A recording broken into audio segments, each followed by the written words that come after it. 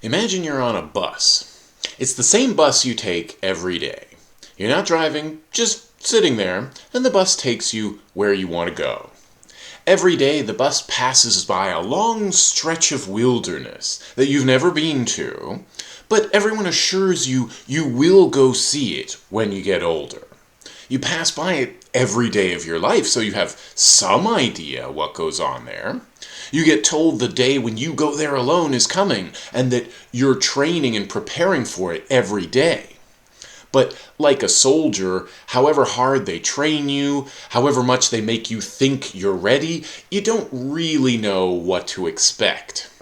Then one day, apparently out of nowhere, the driver stops, turns back, looks at you and says, "Get out." And you can't go back because the gate behind you is closed. All you have ahead of you is wilderness. And that's what it feels like to become an adult. If you didn't know, quarter-life crisis refers to something many people go through for some time between roughly 18 and 30.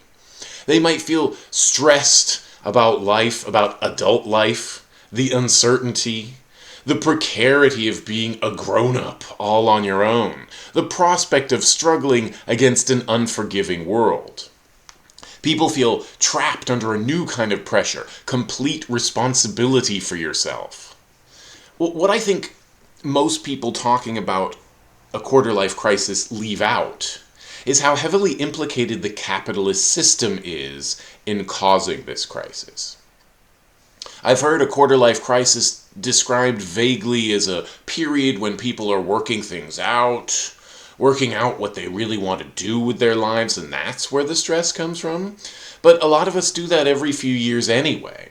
Like after high school, after university, in the middle of university, while at our first job after university, or in my case, after I got fired from it, after a big breakup, after getting injured, whatever big change.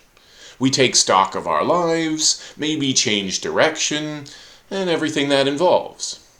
And the whole quarter-life crisis thing derives from the idea of the midlife crisis anyway. So what makes the quarter-life crisis different? Why do we get all stressed, trapped, anxious, and frustrated at the end of this first period of our lives? I doubt there's anything natural and inevitable about burning out in your 20s. To me, a quarter-life crisis is easy to explain. When do we feel disappointed? When reality falls short of our expectations. Well, when you're young and you enter the workforce, especially if you've been to university, you finally realize you've been lied to your whole life. That's going to be pretty disappointing. Yay! I'm finally done with school. How's the job market? When you suddenly find you're responsible for yourself but can't afford it, you might find yourself in crisis. We've been taught that if we go to school and study hard and pass our classes, we'll have a better chance of getting a better job. And of course, statistically, that is technically true. But we're confidently informed school is so important, you should take out tens of thousands of dollars in loans to pay for it. Don't worry, you'll get a great job when you graduate, and you should have your debts paid off in no time. Except, what if, like most people, you don't? You have all this knowledge that doesn't really correspond to any available jobs. You have all this debt that's suddenly accruing interest and no way to pay it off. You have all these assurances of what life is like that don't match up to your life, so you have to sort the facts from the lies. We've been told all our lives to think about what job we'd like to do when we grow up. Then we enter the workforce and it turns out that job isn't available. Or it is available, but you have to work for a tyrannical boss at low pay. Or maybe you just realize work sucks regardless of what you do, because even if the work is fine, you still have bosses and rules and timesheets and taxes and bureaucracy and all the shit you have to put up with at any job. But it's still tough to get a decent job because they require skills, and unless you have experience, you don't have skills. Because employers assume, largely correctly, that unless they were engineers or something, fresh graduates don't have the skills they're looking for. You could go back to school and learn more skills because apparently 16 years of being told you were preparing for a career wasn't enough to get you a job. But more school? And it costs money you haven't made yet. Why don't employers pay for you to acquire these skills if they need them so bad? Well, you know why. More money for them. But don't worry, you can always fry hamburgers, wash dishes, and sweep floors for minimum wage. Rich people call that opportunity. Oh, that wasn't your answer to what you wanted to do with your life? Must be disappointing. Too bad everybody lied to you, huh?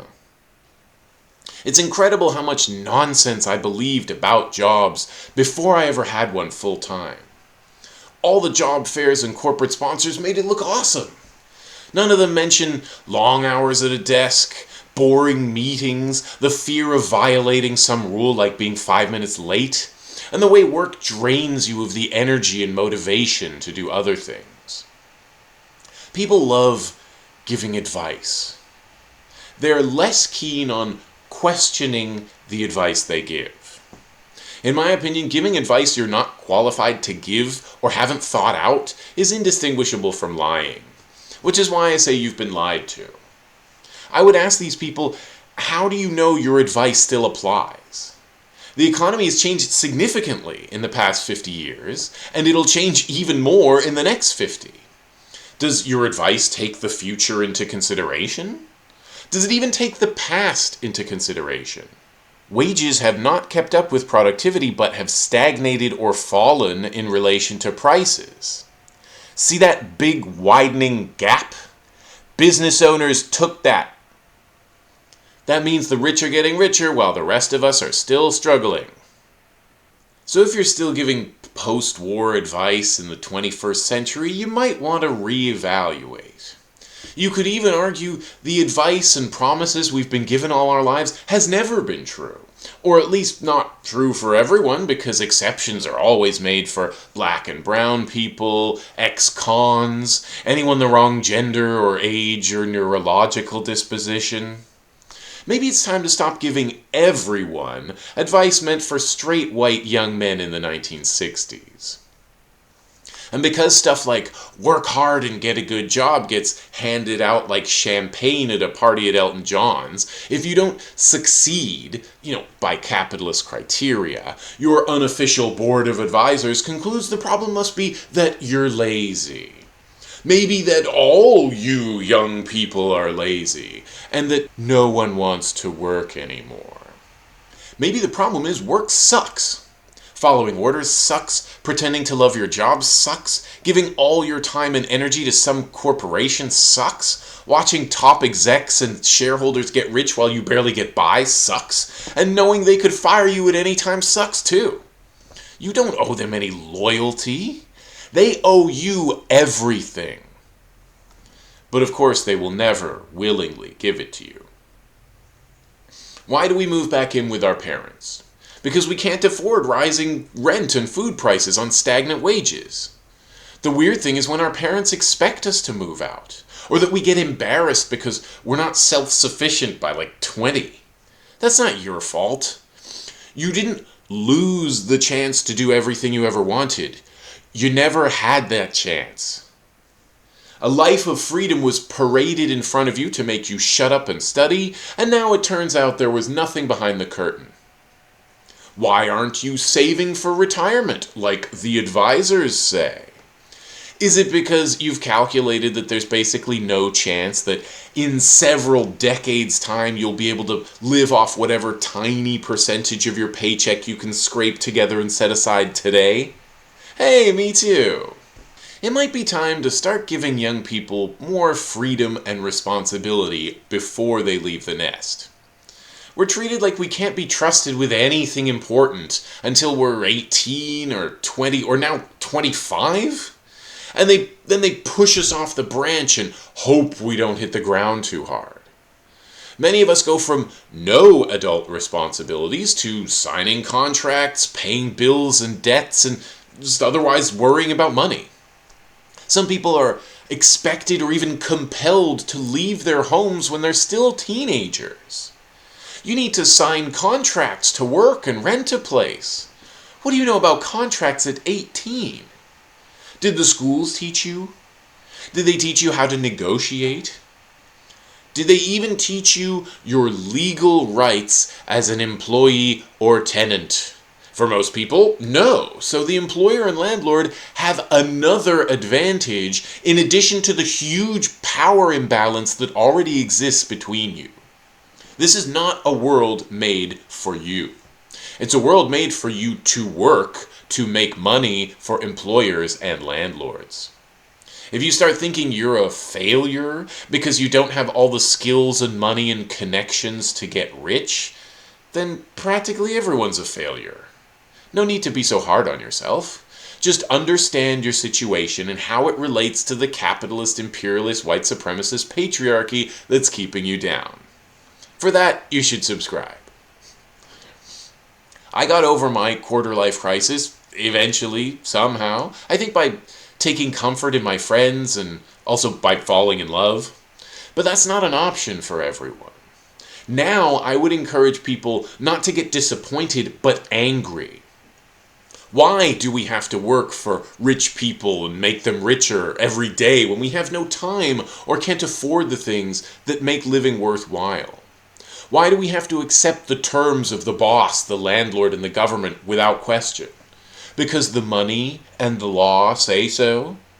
Why are we not allowed to be free? Well, we can be, but not acting on our own, I think. Power is in groups, organization, community. Find people. Find friends and lovers, but also find co-conspirators. Others who want to help you break this big cage we're all in. Don't just do it for yourselves either, because you can grow your community. At some point you'll have the power to unite with other communities and break free together. Alright, that's it for me today. Thanks.